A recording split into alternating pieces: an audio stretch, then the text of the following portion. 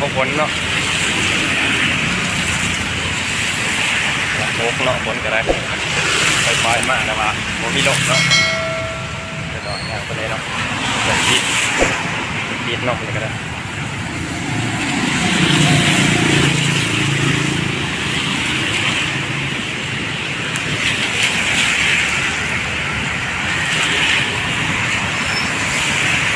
อย่างไปคนเดียวคือเก้าเนาะทุกคนแรงๆคือคนตกแต่ว่าเป็นปล่อยเนาะแต่ว่ามันตกไปแห้งกันได้แต่ว่าเกือบได้หอดในกาอยากพอดีอยู่แล้วเนาะทุกคน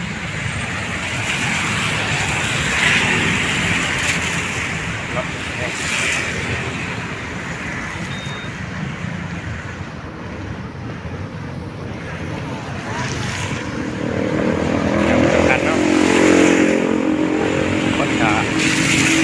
กำลังแบบว่าเดินห้างเนาะทุกคนหลายมาคนเดียว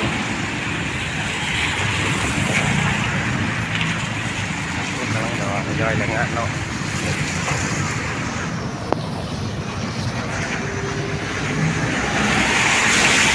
งานต่อเนาะคนรถติดเนาะทุกคน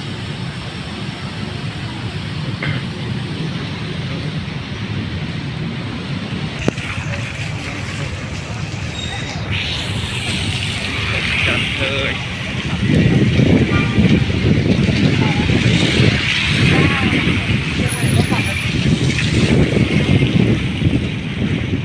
ติดกันเนาะ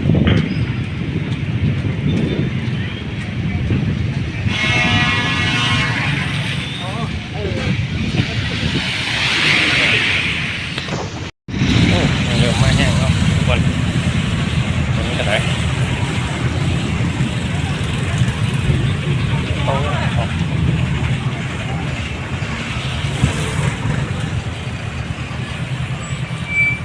อยากพอดีเนาะเดี๋ยวหอนเสียงดังน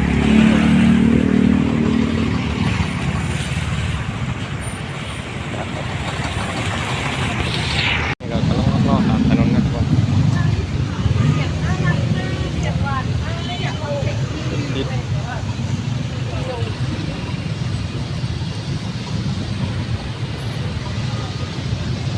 หลากหลายเลยกันเนาะเดี๋ยวคนเป็นทางยังยำขามเนาะ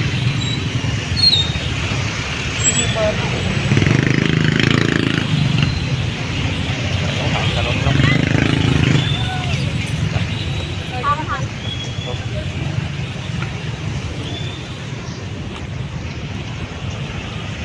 แห้งๆแล้วเนาะคนก็ได้ไปจังหวัดแห้งๆก่อน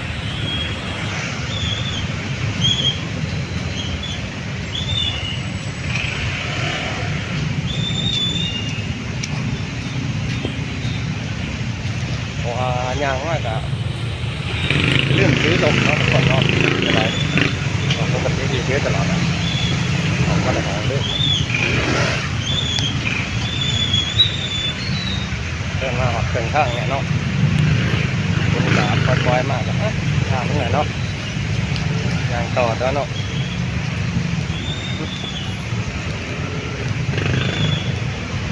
จะกำลังคิดเนาะจอดแรงๆหอมหัวหนีแล้ว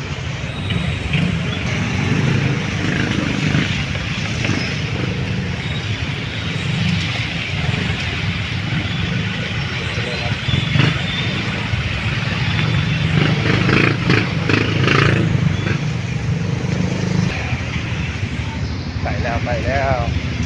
ใส่จะหอมแล้วเนาะ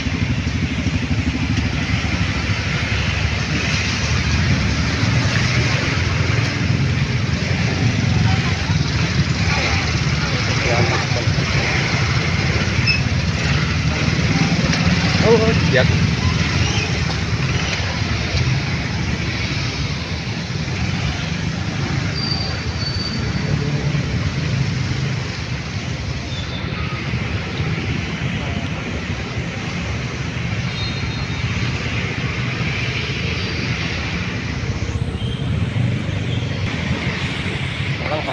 จุดเกมหนีนะทุกคนจุดเกมเนาะ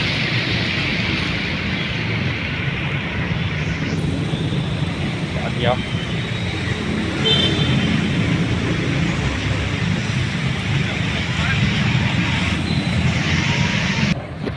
โอเคเนาะทุกคนตอนนี้ก็ย่างมาหอดเป็นที่หอยเนาะรู้ว่าเปียกไล่เติบอยู่เนาะทีมงานว่าประจำการเอาเห็นงานกับพุ่นแหละ2 ทุ่มเนาะแต่ว่าก็ลงมาเพื่อไว้เห็นฝนตกเนาะมันนี่ก็ได้เห็นฝนตกก็เคยสิตกแห้งก็เลยแบบว่าลงมาก่อนนะเนาะ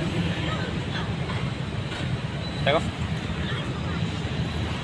ก็เลยลงมาก่อนอย่างลงมาก่อนปั้นอากาศนี่เกือบเปียกเลยเนาะเสียงหอนเนาะสถานที่นอนเด็กเงี้ยเขียนเนาะทุกคนเนาะแต่มากอันนี้ประเจียงกาพอโตจบจิตไปเพียงเท่านี้เนาะ